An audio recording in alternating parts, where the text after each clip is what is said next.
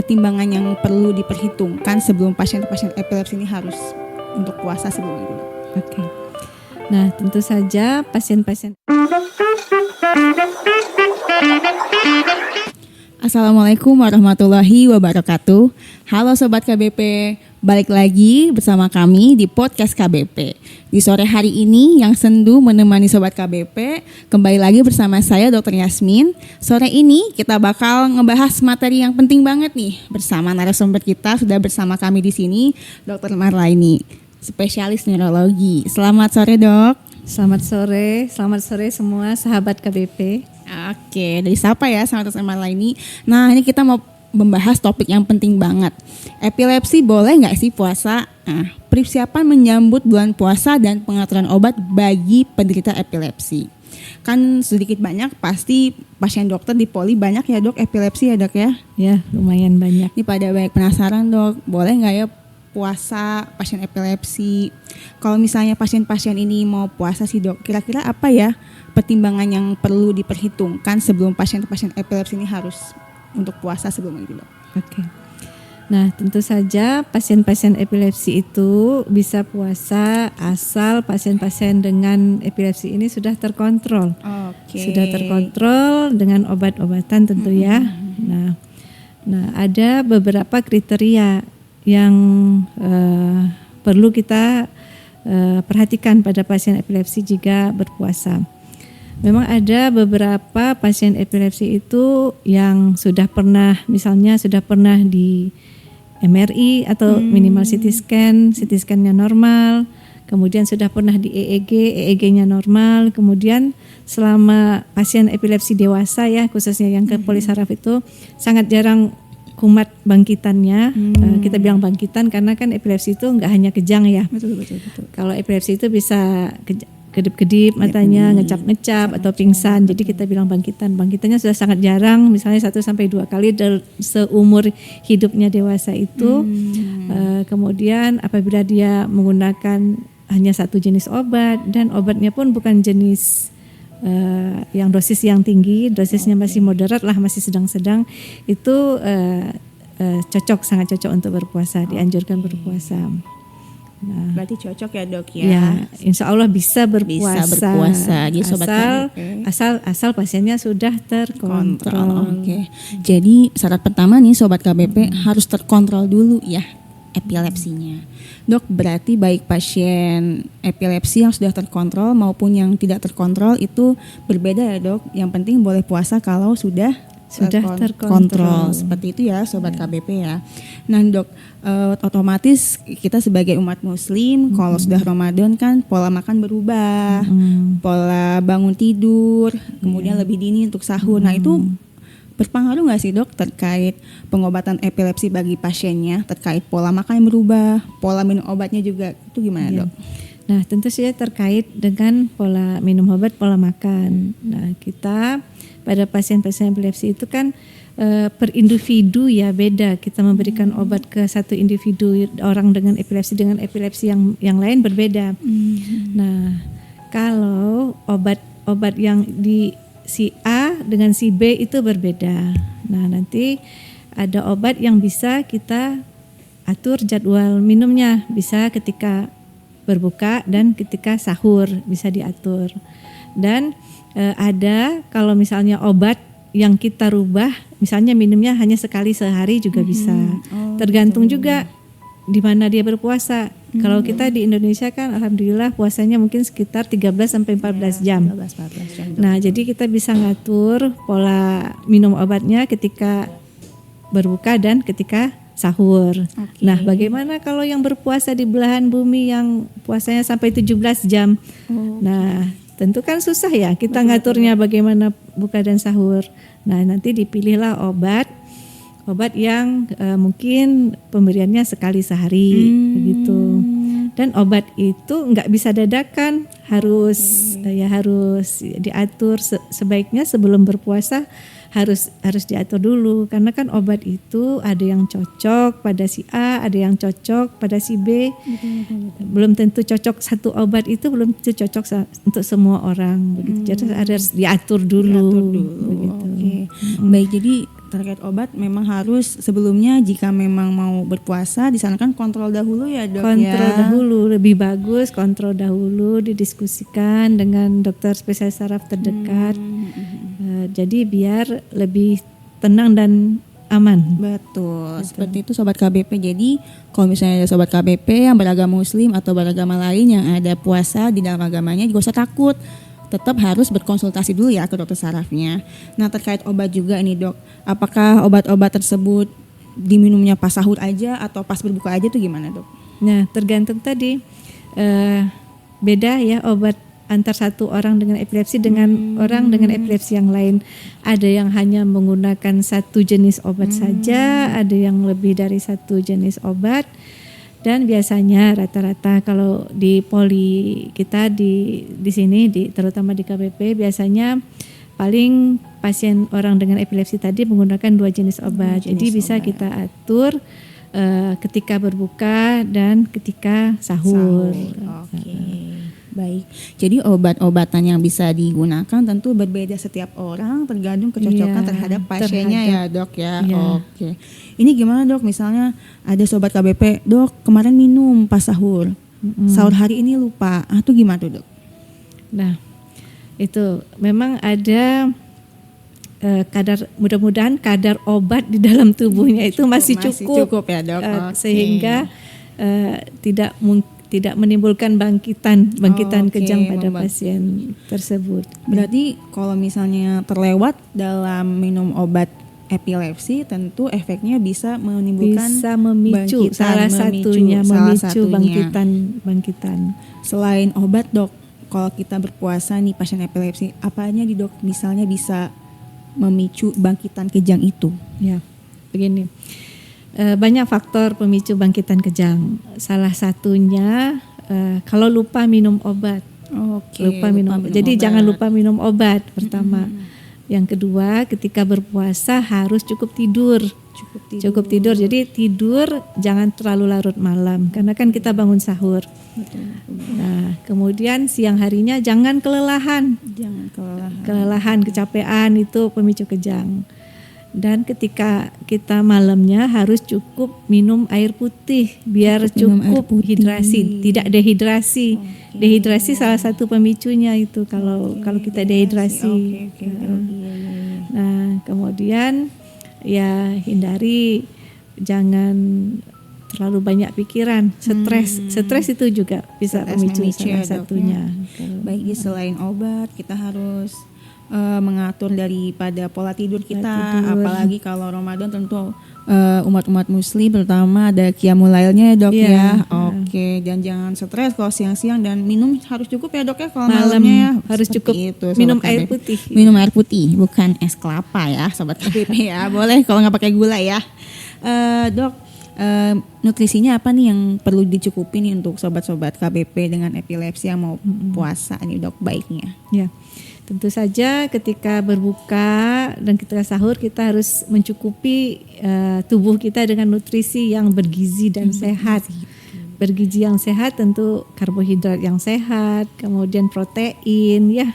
Cukup minum air putih, itu hindari makanan-makanan yang memicu dehidrasi seperti asin-asin, hindari.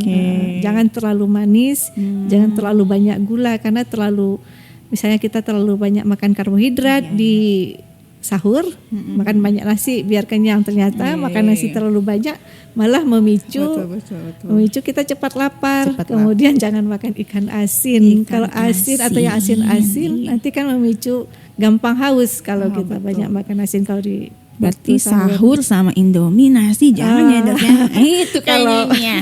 Makan nasi boleh tapi jangan berlebihan, harus cukup. Nah, karbohidrat, protein harus cukup, sayur harus cukup. Berarti harus seimbang dan mencukupi serta yang tadi ya dok ya, yang karbohidratnya yang kelebihan, yang asin-asinnya juga ya dok ya. Sama satu lagi, hindari minum kopi. Minum kopi itu stimulan. Nanti kan kalau pasien-pasien dengan epilepsi kan nggak boleh kurang tidur. Betul. Nah, stimulan nanti memicu nggak tidur, jadi bisa memicu bangkitan kalau minum kopi berlebihan di malam hari terutama.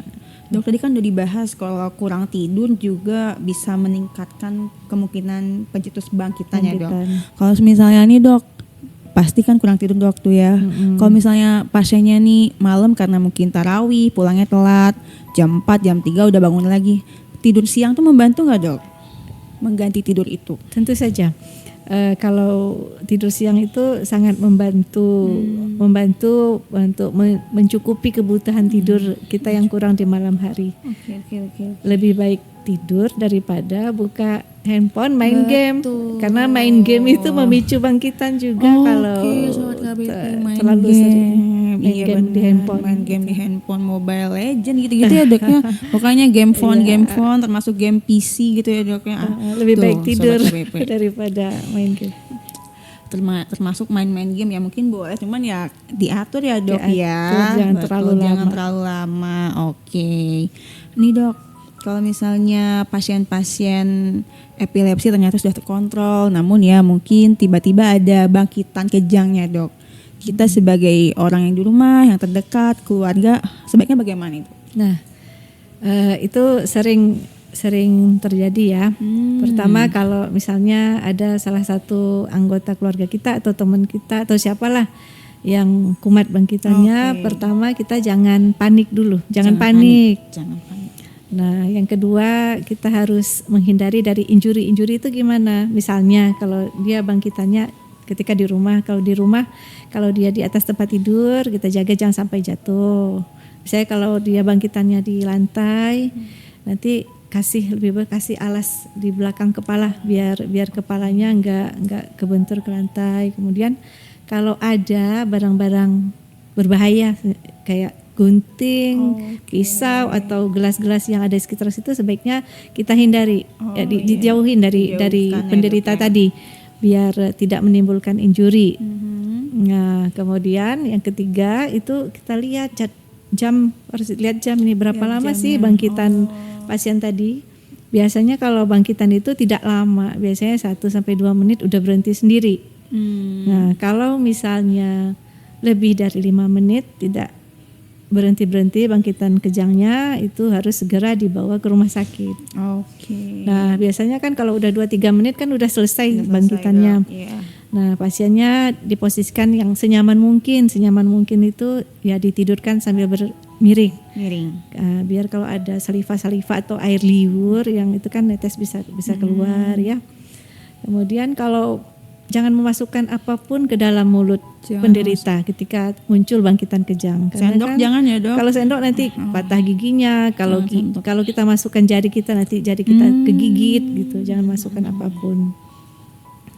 Nah kemudian selanjutnya yang sering tuh kan yang kelima tuh sebaiknya orang-orang yang penonton. Biasanya kalau bangkitan di tempat umum gitu kan banyak yang nonton. Betul. Lebih bagus kan agak menjauh sedikit biar oksigen untuk penderita tadi cukup. Nah, kemudian selanjutnya kalau pasiennya belum sadar penuh ya, belum sadar banget, jangan memberikan apapun lewat mulut. Jangan ngasih minum, jangan ngasih obat, jangan ngasih makanan, itu jangan hindari. Oke. Siap.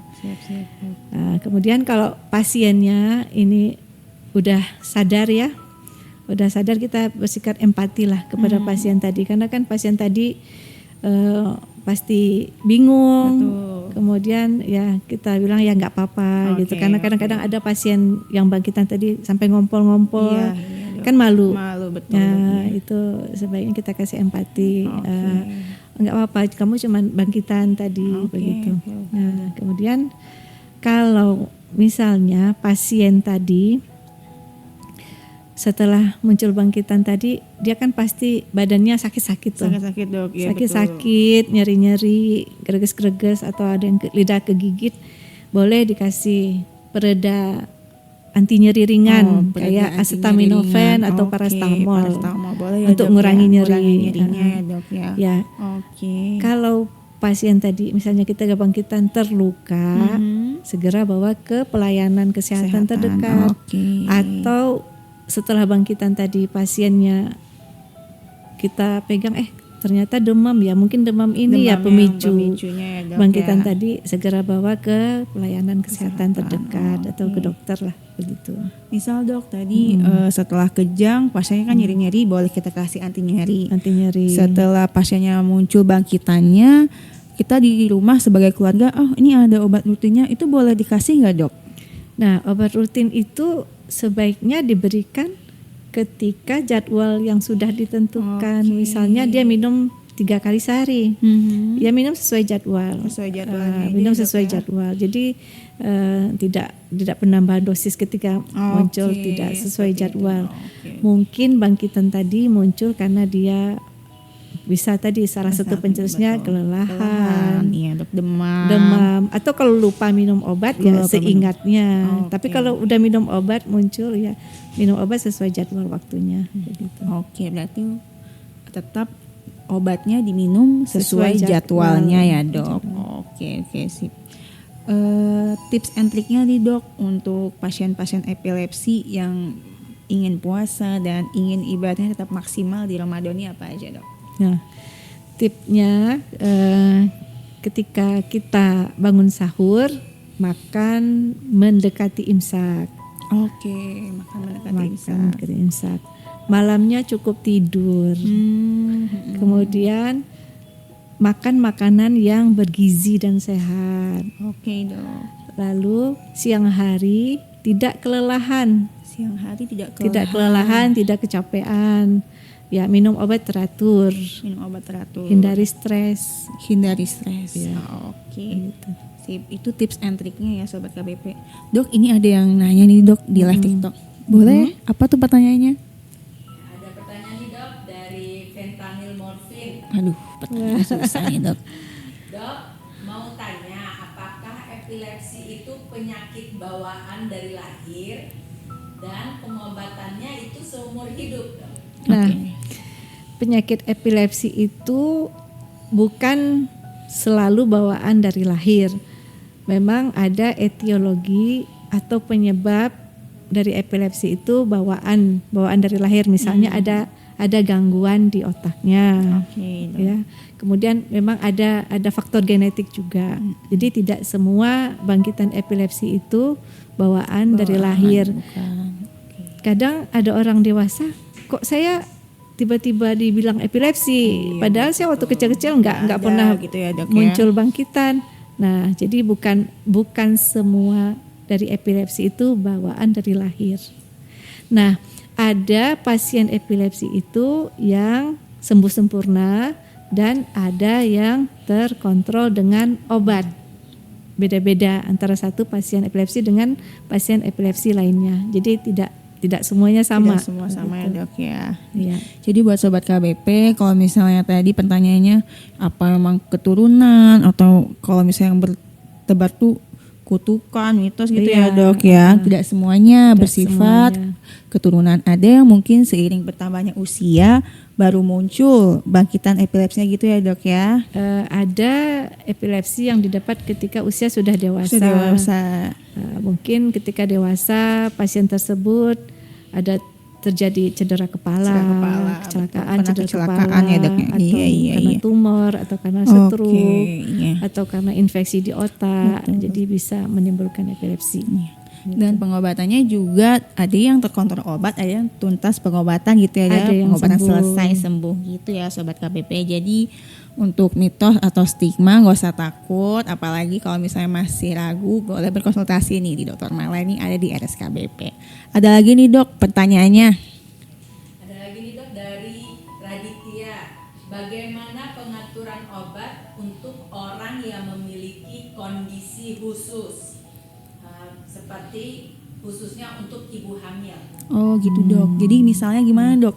Pasien epilepsi dengan hamil, boleh puasa nggak Dok? Sama gimana nih Dok minum obatnya? Nah, minum obat sama seperti pasien epilepsi pada umumnya. Oke. Ketika puasa, dia tentu saja minum ketika berbuka dan sahur.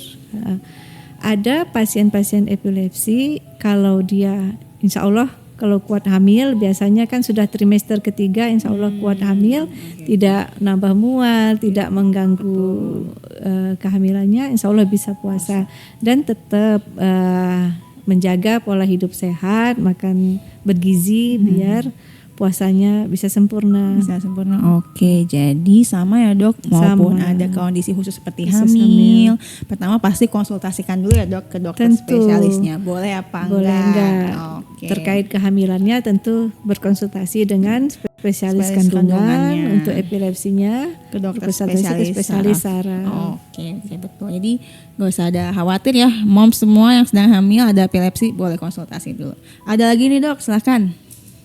Apakah ada tanda-tanda khusus mengharuskan penderita epilepsi berhenti puasa? Oke dok, ternyata nih sementara ini sampai udah 10 hari puasanya aman dok. Aman. Obatnya teratur. Ada nggak sih, dok mungkin yang dirasa sama pasien epilepsi sebaiknya stop dulu puasanya? Ada nggak dok ciri-ciri atau gejala yang mungkin sekiranya harus diwaspadai gitu dok? Nah, kadang ada penderita epilepsi itu ketika sebelum muncul bangkitan ada tanda-tanda, namanya aura. Aura Dan ya, dok, ada ya. juga yang tiba-tiba aja muncul Tiba-tiba bangkitan, aja nggak gitu. ada Oke. tanda-tanda. Nah, tentu pasien orang dengan epilepsi itu sendiri yang mengetahui kondisi Oke. badannya saat Badannya. itu. Kalau misalnya dia mungkin sedang demam Oke. tinggi atau sedang ada penyakit lain yang mengharuskan dia mungkin tidak kuat, ya jangan dipaksakan. Oke. berarti- Kalau tanda-tanda khusus nggak ada. Misalnya ada ya. kan kecuali kalau yang tadi ada bangkitan dengan aura tadi, Oke. dia ada tandanya, mungkin dia ada rasa nggak enak di perutnya, rasa Oke. naik ke atas gitu. Iya, iya, Ada juga yang orang dengan epilepsi kumat langsung tanpa aja. ada tanda-tanda gitu. Baik, jadi memang tergantung dari pasiennya masing-masing ada aura atau enggak gitu ya Iya. dok. Oke. Ada lagi nih dok pertanyaan. Apakah ada makanan atau minuman yang harus dihindari oleh penderita epilepsi, khususnya pada saat berpuasa? Oke, tadi dok udah kita Iya. bahas ya beberapa makanan yang dihindari, Iya. kopi, kan asin. Ada lagi nggak dok nih sobat KBP? Tentu nanya? saja. Makanan yang sebaiknya dihindari baik puasa ataupun tidak berpuasa pada pasien epilepsi seperti junk food. Oh, Junk food itu hindari. Kadang ada makanan-makanan tertentu yang memicu bangkitan seperti mentega, keju, coklat. Itu ada yang pada pasien-pasien tertentu yang memicu bangkitan itu sebaiknya dihindari. Kalau misalnya ternyata memang seseorang itu kalau misalnya makan keju memicu bangkitan. Nah, kemudian hindari minuman bersoda. Minuman Ya, bersoda. yang junk food itu kan pasti temannya. dok ya. Iya. Jadi lebih baik dihindari makanan yang terlalu asin, itu tidak bagus. Ya, makanan yang banyak pengawet, penyedap lebih bagus dihindari. Oke. Baik, selain kopi, junk food, terus minuman bersoda ya dok ya, itu termasuk sebaiknya dihindari bagi penderita epilepsi dalam masa Ramadan ataupun tidak gitu. Kira-kira ada lagi sobat KBP yang ingin bertanya? Sejauh ini belum ya dok? Ini ada yang terakhir nih dok. Ada dok pesan-pesannya dok baik untuk pasien epilepsi maupun keluarganya terhadap bulan Ramadan ini agar aman terus dok. Maaf dok, ternyata ada lagi. Ada lagi. Silakan. Iya. Ada lagi dok yang bertanya dok. Izin bertanya dok, sebagai orang awam, bagaimana pertolongan pertama pada orang epilepsi di rumah? Oke. Nah, itu tadi mungkin sudah ada sedikit kita dibahas jelaskan. ya. Oke. Pertama jangan panik. Jangan panik. Menghindari dari injuri ya yang barang-barang yang membahayakan dihindari. Misalnya ketemu pasiennya mungkin di rumah di pinggir jalan disingkirkan ke pinggir gitu ya. Kemudian kalau pasiennya dilihat waktunya, kalau pasiennya kejang lebih dari 5 menit itu segera bawa ke rumah sakit. Nah, kalau bisa sekalian divideokan, tapi jarang karena kan pertama kan keluarga udah kaget ya, dok. Betul. Divideokan karena dengan video itu nanti ketika konsultasi ke dokter spesialis sarafnya lebih gampang nanti bisa melihat jenis bangkitannya bagaimana. Dok. Betul. Ya, kemudian kalau pasiennya sudah selesai bangkitan tadi ya posisi yang nyaman, Jangan memasukkan apapun ke dalam mulut pasien dan jangan dibekap juga. Kadang kan pernah pasien sampai fraktur, patah tulang karena dibekap. Kemudian ya jangan berkerumun yang tadi ya. Kemudian jangan memasukkan apapun ke dalam mulut sampai pasiennya sadar penuh. Jangan kasih minum, jangan kasih makan sampai sadar penuh. Kemudian ya bersifat sensitif, Empati ya, memberi Dok, ya. empati kepada pasien tadi karena setelah bangkitan dia bingung, malu. Nah, kemudian kalau misalnya ada luka yang masih lukanya ringan itu kalau cuman tergigit sedikit kasih parastamol, nyeri-nyeri otot, sakit kepala sedikit kasih parastamol. Kemudian kalau lukanya parah kemudian demam bawa ke fasilitas kesehatan terdekat. Gitu. Oke Dok, kayaknya udah habis nih pertanyaan dari Sobat KBP. Oke. Boleh Dok pesan terakhirnya nih Dok, pesan-pesan dari dokter untuk Sobat KBP maupun pasien-pasien epilepsi dan keluarganya agar bisa Ramadan dengan maksimal. Silakan Dok. Nah, puasa Ramadan itu merupakan suatu ibadah yang baik untuk kesehatan, bisa meningkatkan sistem imun kita juga. Nah, pasien-pasien dengan epilepsi jangan khawatir. Jika sudah terkontrol, jangan khawatir untuk berpuasa Ramadan. Nah, apabila masih ragu, masih bingung, bisa berkonsultasi ke dokter spesialis saraf terdekat untuk mengkonsultasikan penyakitnya terkait bagaimana nanti bulan puasa, bagaimana minum obat dan apa yang harus dilakukan selama berpuasa. Oke, baik. Terima kasih banyak Dr. Marleni. Jadi itu ya Sobat KBP. Jangan takut mau berpuasa. Bagi para pasien epilepsi tentunya tetap harus dalam pengawasan dan konsultasi ke dokter spesialis saraf masing-masing. Untuk Sobat KBP, bila ada keluhan terkait epilepsi, kejang, nyeri-nyeri dan lainnya, bisa berkonsultasi dengan Dr. Marleni spesialis saraf di Rumah Sakit Karya Bakti Pratiwi. Saya sebagai moderator pamit undur diri. Mohon maaf bila ada salah kata. Wassalamualaikum warahmatullahi wabarakatuh. Waalaikumsalam. Dadah Sobat warahmatullahi KBP. wabarakatuh.